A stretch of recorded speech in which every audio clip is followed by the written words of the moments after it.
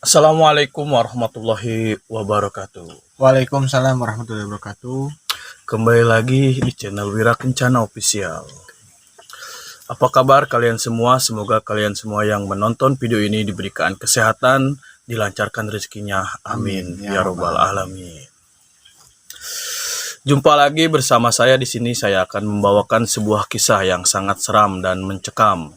Dan buat teman-teman, apabila Anda memiliki sebuah kisah yang sangat seram, silahkan Anda untuk mengirim melalui Gmail wirakencana41gmail@com yang sudah kami sediakan di bawah ini.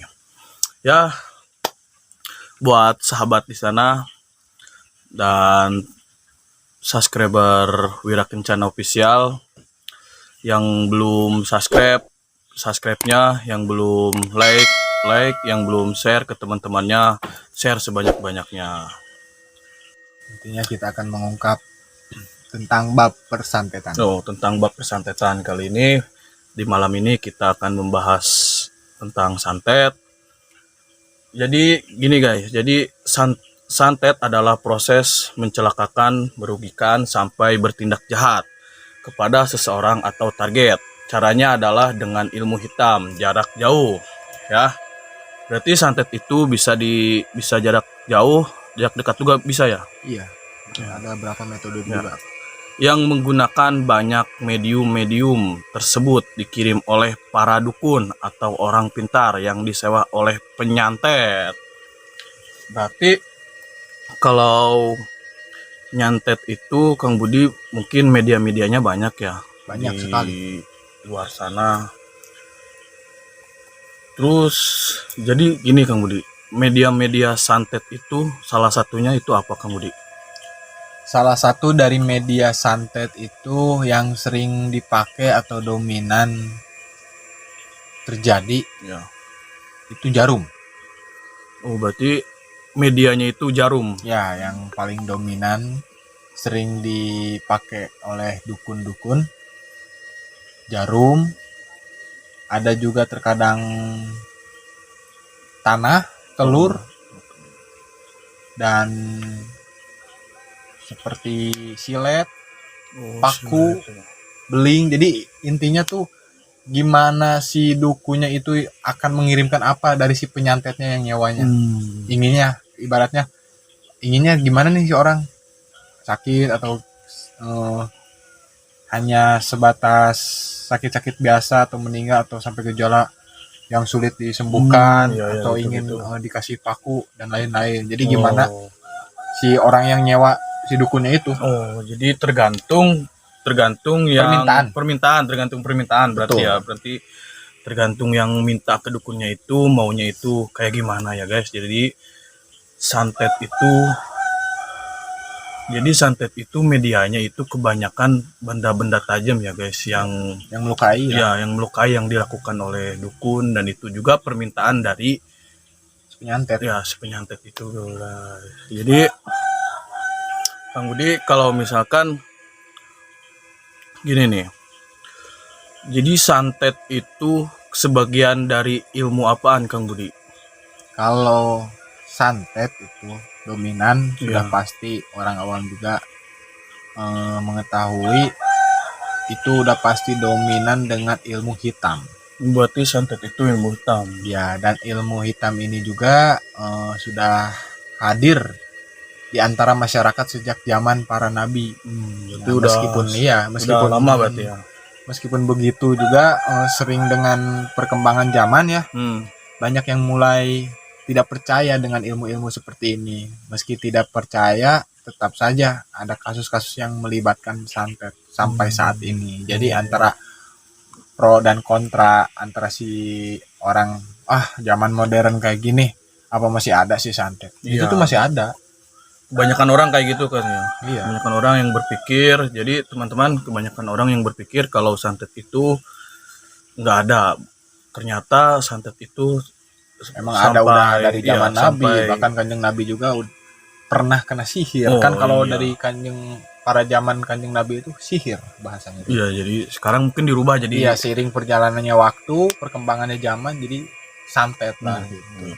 Jadi buat teman-teman di sana, jadi ilmu santet itu atau yang biasa disebut apa itu namanya, teluh ya kalau di bahasa kitanya itu, kalau disebutnya teluh itu sebenarnya udah ada di zaman Kangjeng Nabi Muhammad SAW. Sampai detik ini juga sebenarnya masih ada, cuman nggak tahu itu adanya di mana. Mungkin di kita juga ada tapi kita nggak tahu siapa aja. Ibaratnya kalau kata Sunda itu bunyi, sulit mencarinya juga, nggak semudah itu.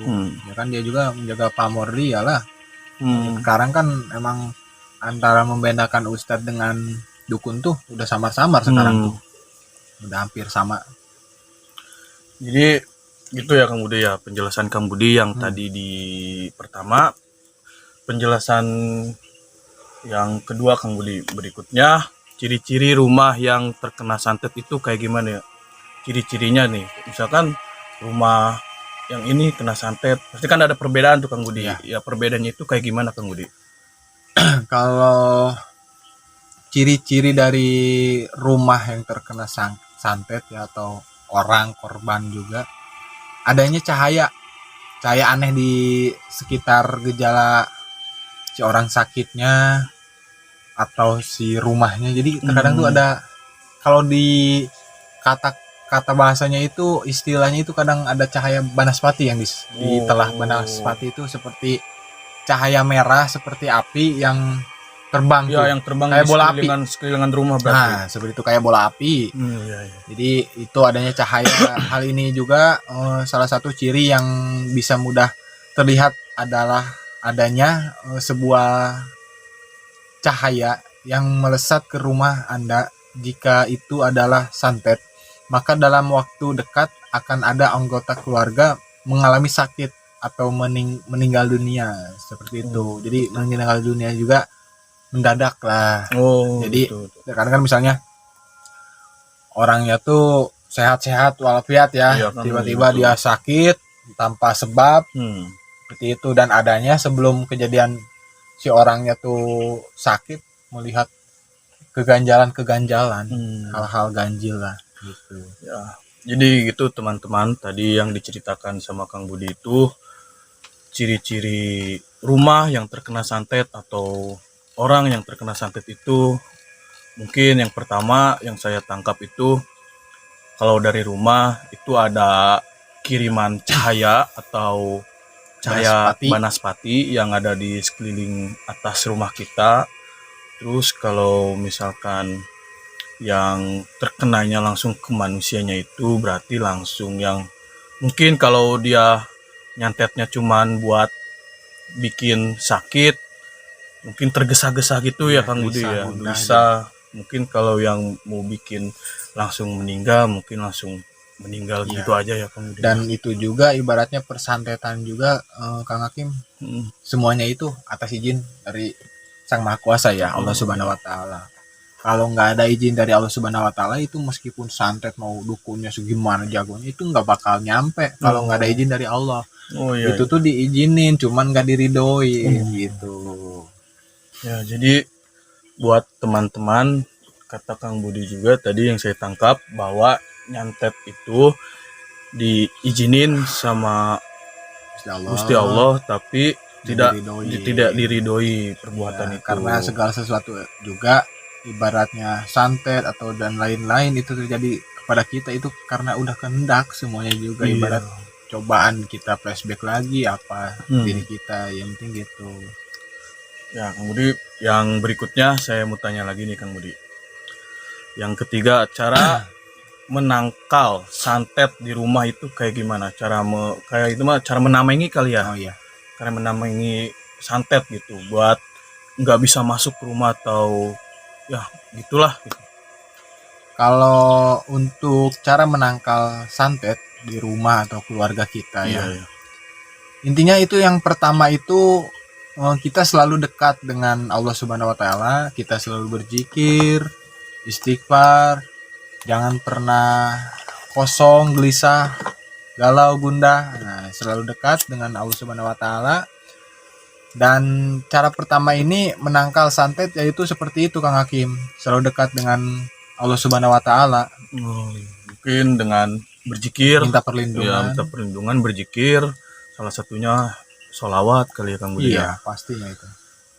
Jadi buat teman-teman, kalau kita ingin membentengi rumah kita atau membentengi diri kita dari santet atau teluh, kata Kang Budi itu diri kita itu harus dekat dengan Allah, salah satunya. Terus yang kedua itu perbanyak sholawat, perbanyak zikir mungkin ya Kang Budi ya. Iya.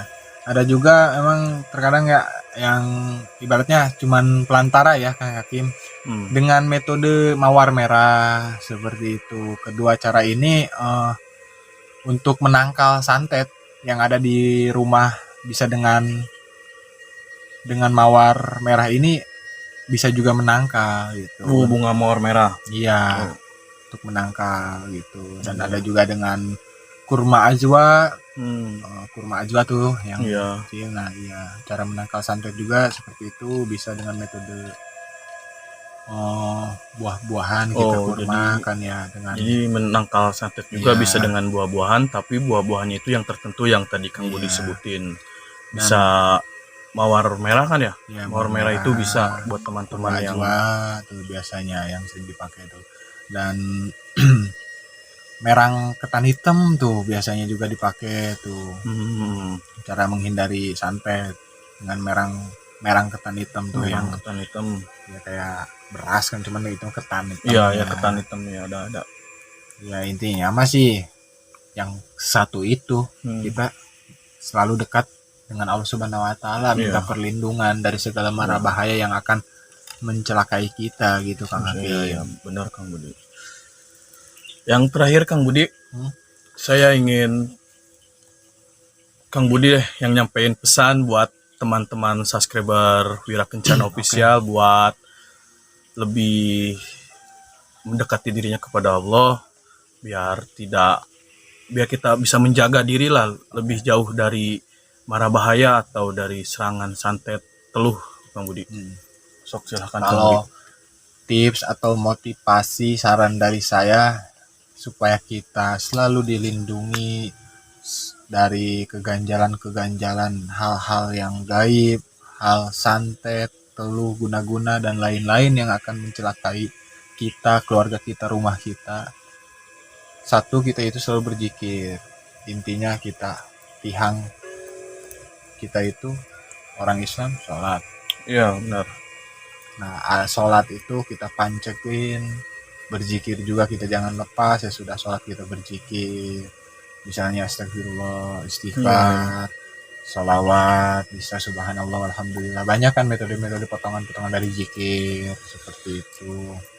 Dan keduanya kita tuh ibaratnya selalu menjaga perasaan baik kita kepada setiap orang. Iya benar. Meskipun ibaratnya ada orang yang kita kurang enak lah ya. Biasanya kan ada. Tapi ibaratnya gitu selalu berperilaku baik kepada setiap orang. Jangan kita tuh bikin ulah, bikin gaduh dengan kesombongan seperti itu. DP handap asor lah gitu. Saling menjaga sesama umat Islam seperti itu. Ya buat teman-teman di sana. Jadi pembahasan kita mungkin sampai di sini aja ya Kang Budi ya, tentang pembahasan bab santet. Jadi buat teman-teman di sana, tadi pembahasannya itu penuh dengan makna.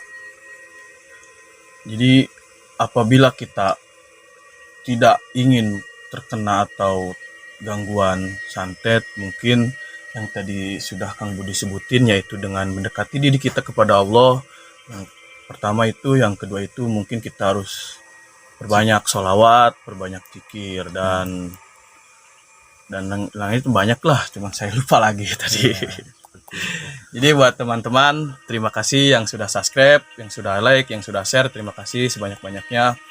Mungkin pembahasan kita sampai di sini aja. Apabila ada kata-kata yang salah, saya mohon minta maaf karena saya juga masih belajar. Masih belajar karena saya ingin memberanikan diri ke sini dan saya mencari pengalaman di luar sana kan. Mungkin ada banyak di pengalaman, cuman saya ingin mencoba dulu Kang Budi dari sini.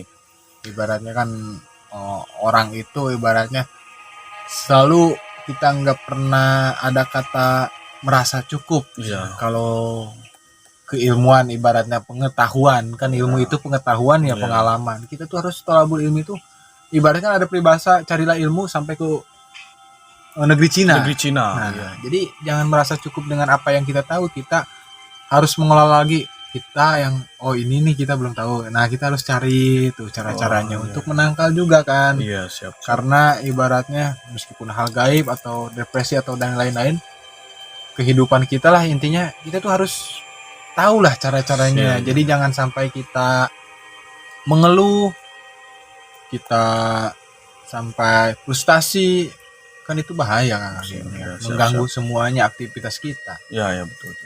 Dan buat teman-teman juga, barangkali teman-teman di rumah ada yang mau ditanyakan atau yang ingin atau akan dikupas, mempertanyakan apa, silahkan nanti kita kupas gitu. Iya. Kan bisa kirim di komen atau di Gmail juga, pengen dibahas tentang apa, silahkan nanti kita bahas di sini dengan pengalaman kita. Kita kupas gitu kan ya, untuk menambah-nambah wawasan juga kan, kita sharing aja berbagi pengalaman kan ya. Betul Kang Budi. Semoga bermanfaat juga. Itu hanya sedikit lah pengalaman atau pengetahuan saya tentang persantetan seperti itu. Ya, buat teman-teman di sana, kita mungkin ingin pamit undur diri karena kita juga mau ada urusan yang lain Kang Budi, karena ini juga sudah pagi waktunya. Mungkin ya segitu saja dari kita berdua. Apabila ada kata-kata yang salah, sekali lagi saya pengen dimaafin sebesar-besarnya karena saya juga belajar tadi ya. Tadi kan saya sudah bilang. Mungkin sekian dari saya Muhammad Hakim Fahruroji dan ini Kang Budi. Assalamualaikum warahmatullahi wabarakatuh. Waalaikumsalam warahmatullahi wabarakatuh. Sampurasun. Sampai.